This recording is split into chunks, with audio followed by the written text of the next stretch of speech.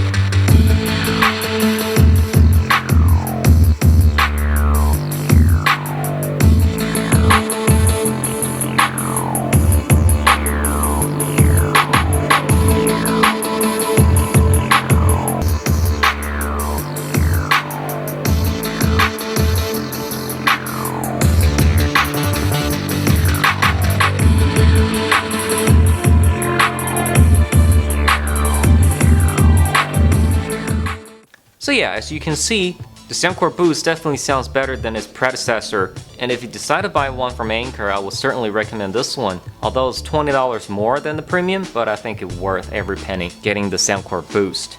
The JBL Charge 3, however, still gets a little bit deeper than the Boost. The bass is more punchier and deeper at around maybe 6 to 7 Hz, versus the Anker SoundCore Boost is just boomier. But the mids and high on these two speakers are all pretty outstanding. So with this sound comparison video, this is the last installment of my Anker SoundCore Boost. Like, comments, and subscribe as usual, and I will see you next time.